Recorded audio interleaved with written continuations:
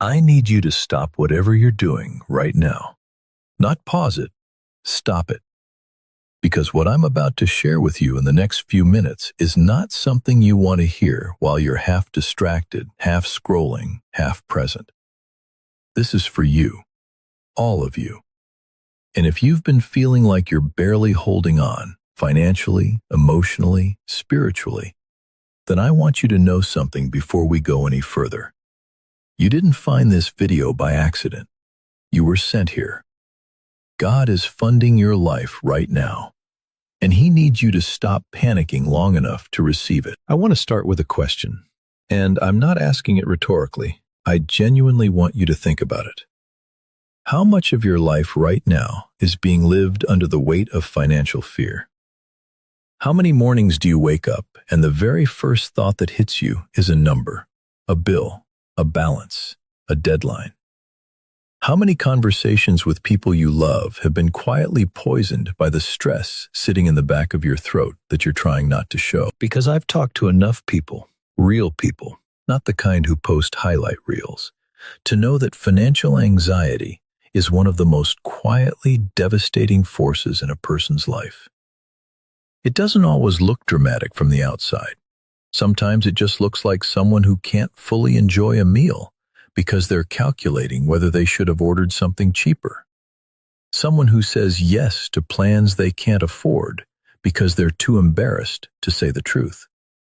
Someone who goes through the motions of their day carrying a private weight that nobody else can see.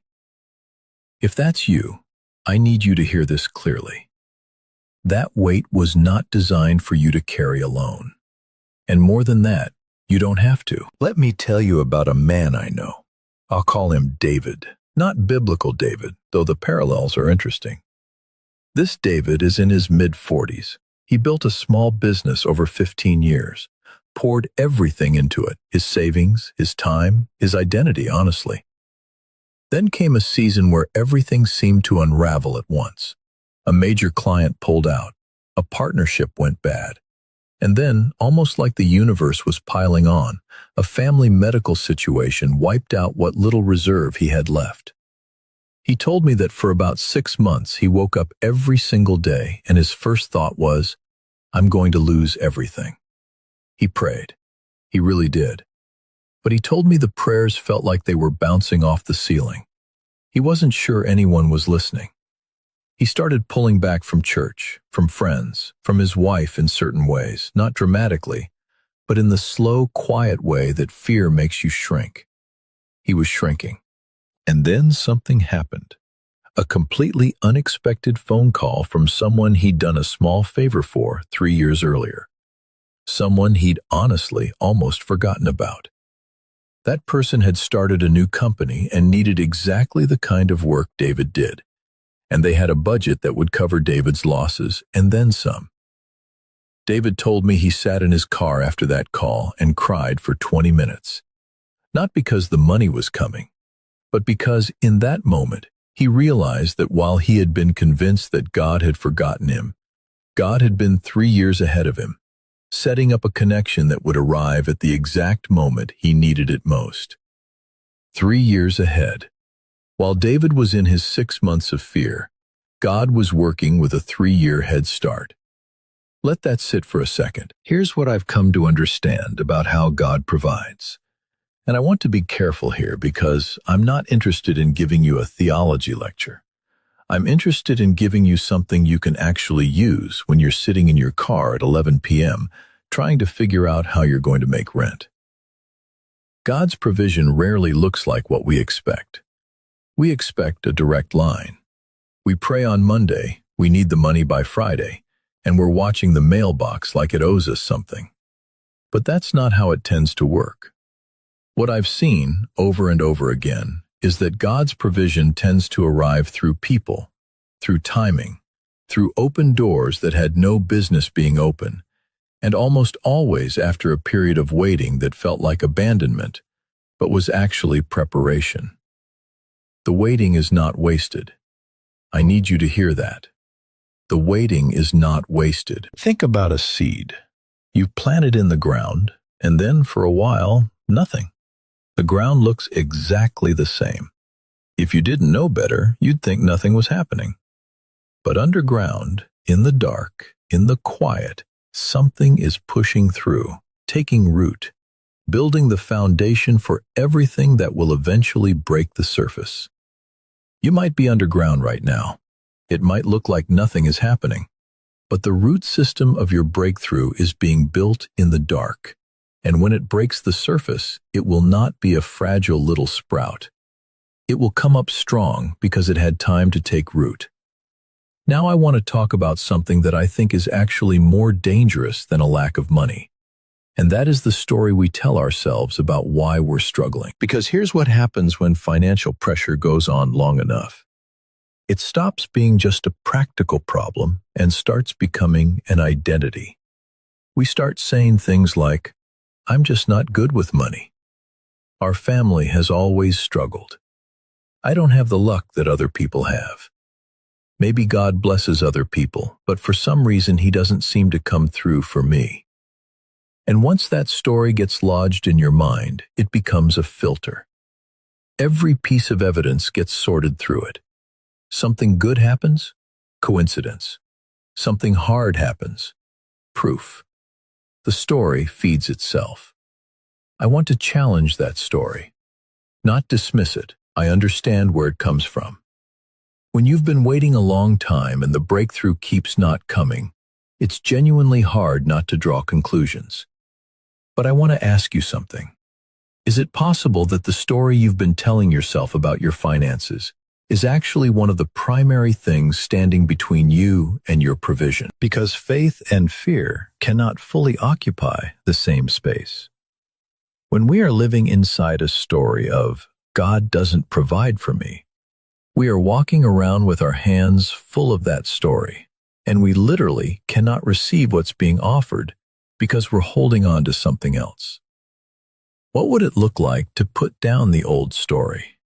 Not ignore your reality, not pretend the struggle isn't real, but stop letting the struggle write the final chapter. There's a moment in the gospel that I think about constantly when I'm talking to people who are in financial fear. Jesus is standing in front of a crowd. He's just fed thousands of people with almost nothing. And a few chapters later, he's in a boat with his disciples, and they're panicking because they don't have enough bread for the journey. And he looks at them, and I imagine there's a kind of gentle exasperation in his voice, and he says, "Do you still not understand? Do you not remember? Do you not remember?" He's not scolding them, he's pointing to evidence. He's saying, "I have already shown you who I am and what I do. Why are you afraid?" And I think God is saying the same thing to a lot of us right now. Look back. Look at the times you thought you wouldn't make it, and you did. Look at the doors that opened when logic said they shouldn't. Look at the people who showed up at exactly the right moment. Look at the ways you've been kept, carried, and covered in seasons that should have broken you. You have evidence. You might have forgotten it in the chaos of the current moment, but it exists. And that evidence is a promise about the future as much as it is a record of the past. God has a track record with you. Trust it. I want to spend a few minutes on something practical, because I think there's a version of faith talk that floats 6 feet off the ground and never actually helps anyone navigate real life. So let's come down to earth for a minute. If you are in genuine financial hardship right now, here's what I've seen God work through. And I say work through intentionally because God very rarely drops provision from the sky. He tends to work through things, through people, through decisions, through your willingness to move. The first thing I want to say is this: ask for help. I know that sounds incredibly simple, and I know it's incredibly hard. Because one of the things financial struggle does to people is make them feel profoundly ashamed. And shame makes people isolate. But isolation cuts you off from the very channels through which your provision might be flowing. Some of the most miraculous financial turnarounds I've witnessed started with someone being brave enough to say out loud, "I am struggling. I need help." Not to the whole world, to one trusted person. And that one conversation unlocked something. Second, take the small step that's in front of you, not the whole staircase, not a 5-year plan, the one step you can actually take this week. Apply for the thing, make the call, send the email. Do the thing you've been putting off because it feels too small to matter. Small obedience is still obedience, and God tends to honor it. Third, be honest in your prayers. I mean actually honest. Not the polished version where you tell God you trust Him in a voice that doesn't match what's actually in your chest. Talk to Him the way you'd talk to the one person in your life who you know will not judge you no matter what you say. Tell Him you're scared. Tell Him you're angry. Tell Him you don't understand. That kind of prayer, raw, real, unfiltered, that's the kind that moves things. Fourth, watch for the unexpected. Provision almost never arrives through the channel you've been watching.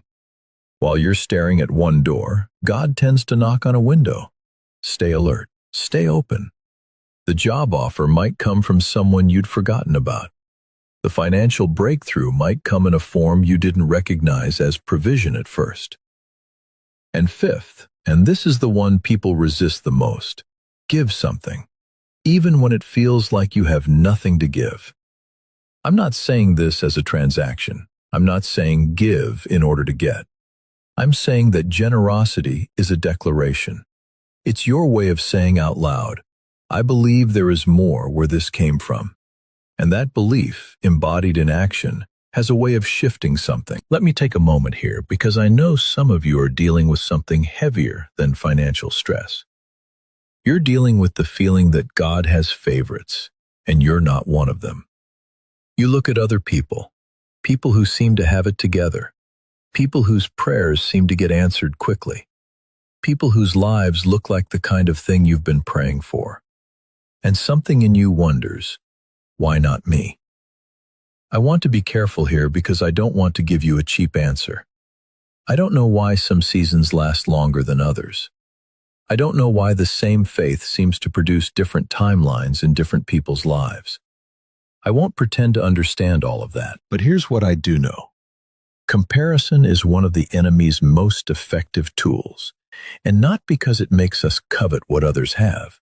It's because it blinds us to what we already have and what's already coming for us specifically. Your path is not their path.